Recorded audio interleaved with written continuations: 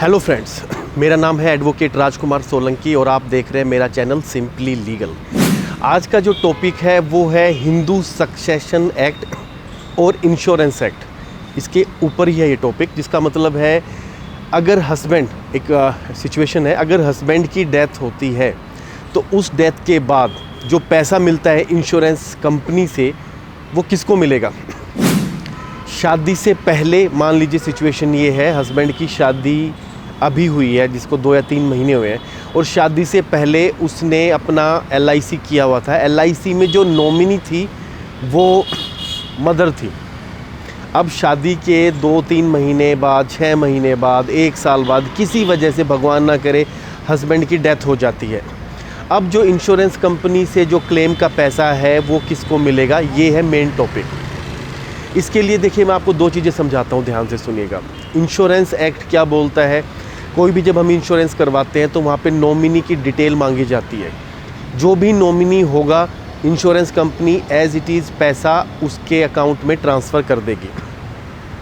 अब उस नॉमिनी का काम क्या है, टेक्निकली उस नॉमिनी का जो काम है, ड्यूटी है, वो है उस पैसे को उस मरे हुए इंसान के सक्सेसर को दे, जो भी उसका नेक्स्ट हिंदू सक्सेशन एक्ट के हिसाब से। लेकिन लोगों को नहीं पता होता है, लोग सोचते हैं नॉमिनी ही उस प्रॉपर्टी का या उस पैसे का वारिस है। ऐसा बिल्कुल भी नहीं है। हिंदू सक्सेशन एक्ट के हिसाब से अगर हस्बैंड की डेथ होती है तो उसकी जो नेक्स्ट स्टेज के जो लोग हैं वो कौन होंगे, एक तो मदर, एक वाइफ, और अगर बच्चे हैं तो सब में इक्वली डिवाइड होगा।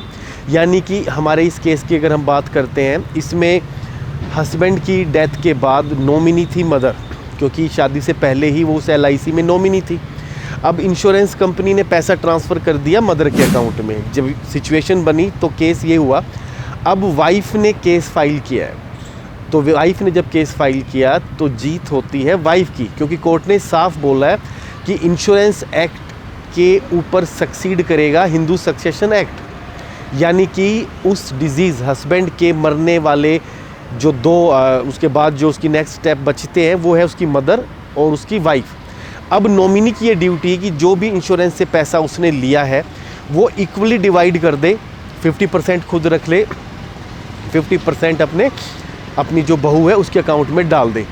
अब ऐसी सूरत में जब उसने मदर इन लॉ ने इसको देने से मना किया तब रिकवरी का केस वाइफ ने फाइल किया। वाइफ ने जब रिकवरी का सूट फाइल किया तो केस चला, 1-2 साल केस चलने के बाद जीत वाइफ की ही हुई है। लेकिन अब जो मदर इन लॉ थी, सास थी, उसने वो पैसा ब्याज के साथ उसको दिया। तो ये आप कंसेप्ट क्लियर कर लीजिए कि हिंदू सक्सेशन एक्ट के हिसाब से ही चीज़ें चलेंगी। ये एक एग्जाम्पल था इस केस का। अदरवाइज़ बाकी नॉमिनी कोई भी हो, आप ये मत सोचिए कि किसी को वो नॉमिनी कर लिया तो वो उसका वारिस हो जाएगा। नहीं, नॉमिनी का केवल फ़र्ज है नॉमिनेशन, जिस इंसान का नॉमिनेशन उसने लिया हुआ है उसका पैसा अगर उसको मिलता है तो वो हिंदू सक्सेशन एक्ट के हिसाब से उसको फॉरवर्ड करे। नॉमिनी केवल एक केयर टेकर है जो केवल उस पैसे की रिस्पॉन्सिबिलिटी को संभालेगा, उससे ज़्यादा वो कुछ नहीं रखेगा। यही एक नॉमिनी की ड्यूटी होती है कि हिंदू सक्सेशन एक्ट के हिसाब से वो उस पैसे को ट्रांसफ़र करे। जब हम अपने बैंक अकाउंट की कोई डिटेल करते हैं, बैंक अकाउंट ओपन करते हैं, वहाँ पर भी हम नॉमिनी की डिटेल डालते हैं। तो भी अगर किसी वजह से जिसका अकाउंट है उसकी डेथ हो जाती है तो बैंक वाले डायरेक्टली उस नॉमिनी को ही कांटेक्ट करते हैं और नॉमिनी के अकाउंट में पैसा ट्रांसफ़र कर देते हैं। बैंक वाले की ड्यूटी नहीं है कि वो हिंदू सक्सेशन एक्ट के नेक्स्ट जो स्टेप्स हैं उनको फॉलो करे या कौन सक्सेसर है उसको सर्च आउट करे। बैंक अकाउंट में जो डिटेल मिलेगी बैंक डायरेक्टली पैसा उसको ट्रांसफ़र कर देगा। हाँ, ये ड्यूटी है नॉमिनी की कि वो आगे उसको जो उसके लायक हैं जो लोग, उनको ट्रांसफ़र करे या ना करे। तो ये ड्यूटी आपको भी ध्यान रखनी है कि अगर आपको लगता है कि आपके किसी फैमिली मेम्बर में किसी ने नॉमिनी किसी को ऐसे ही बना रखा है तो ध्यान रखिएगा, बैंक डायरेक्टली पैसा नॉमिनी के अकाउंट में ही ट्रांसफ़र करेगा। लेकिन रूल ये है हिंदू सक्सेशन एक्ट के हिसाब से उस पैसे का डिवीज़न होगा, चाहे केस में कोर्ट में केस कितना भी लंबा चले।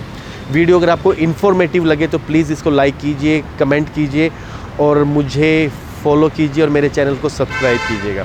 Thank you.